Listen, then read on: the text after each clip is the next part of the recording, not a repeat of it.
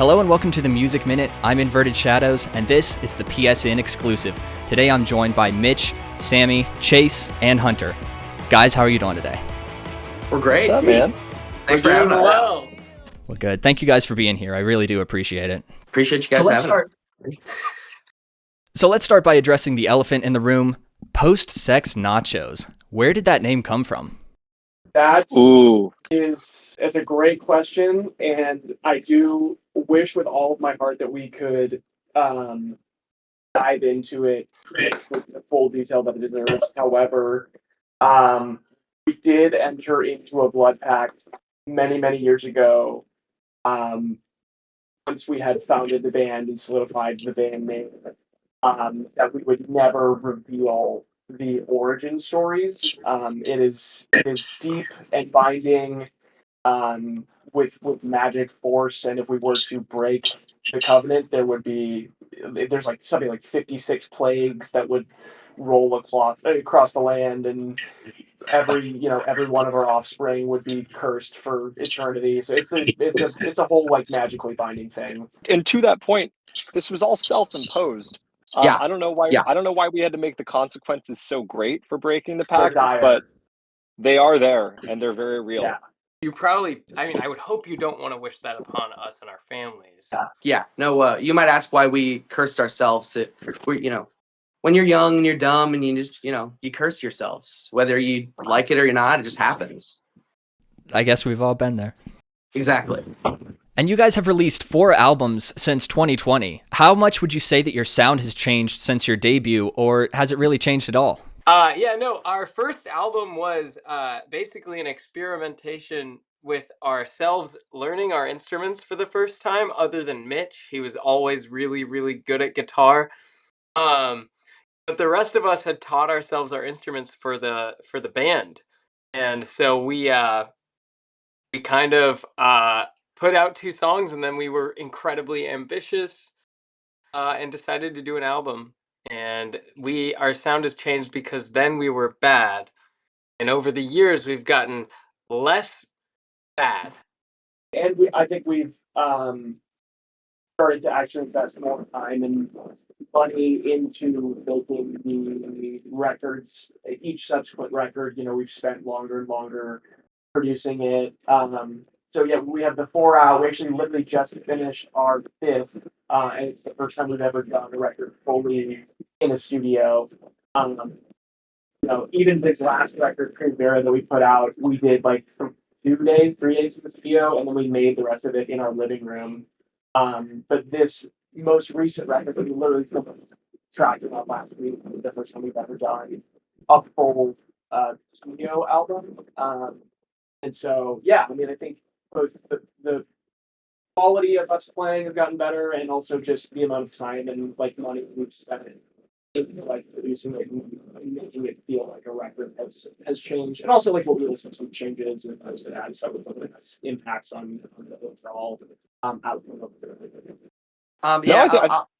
Jane, I knew this was gonna happen. I knew, like, only fighting just to not interrupt each other. But the quick note I'll say is that it definitely, like, our music evolved along with us, with like just the different places that we've been, that we've like been in the spaces to either write or record. Like, 2020 was like when the first album came out. Like, it was pretty much when we were recording it. It was during COVID.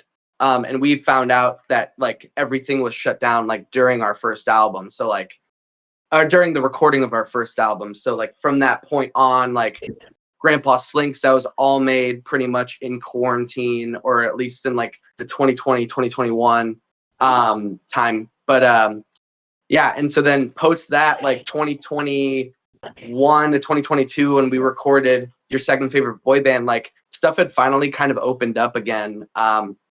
So we're just like, in those 3 time periods alone are like, so different. And I feel like a completely different product came out of those, just with what was going on in our lives. Primavera was that was when we were in Nashville, and that was like when we were having and LA. We recorded some of those songs in LA with Isaac Flynn of the band Hembry. So it's like we were just kind of like in a product of like where we are in our lives, and that's kind of where the music took us. We've developed a lot, and I think we're still developing every day. I think we've developed throughout even the start of making this album, from finishing tracking of it. It developed and got better throughout the whole thing. It happens constantly. And you guys are what some would still consider to be a fairly new band. Was there a defining moment where you kind of realized, oh my goodness, we have a fan base? First of all, it feels very good to hear that we're still perceived as a new band sometimes, because it feels like we've been doing this shit forever.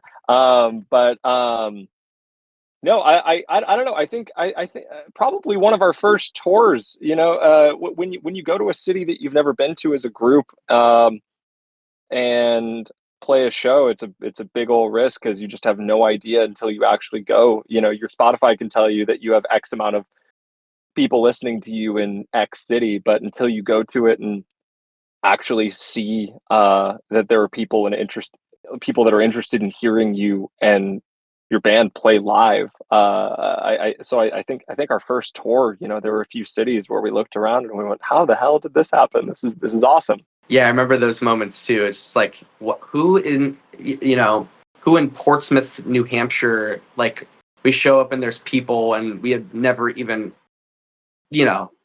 even stepped foot in the state or city. We didn't know a soul. It's just like, yeah, he nailed it on the head. Yeah. And lastly, what can the fans expect from you guys in the near future? The floor is yours. Obviously, the new record that we have alluded to a couple of times, we're releasing that in 2026. There will be very soon, actually, in the next couple of weeks, we're releasing one final song off of our Booster Pack EP, which is coming out December 12th, I think. 5 songs that we did with Mike Talk, the producer in Nashville. He's great.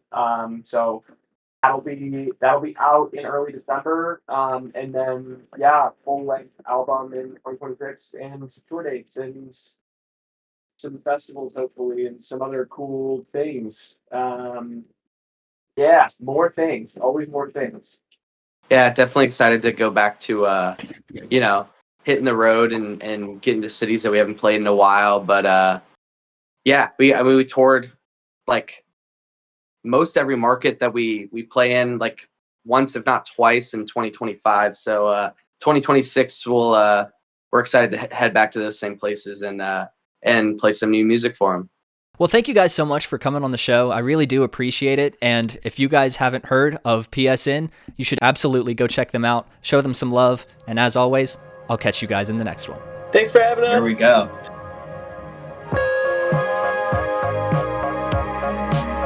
Don't miss you get away.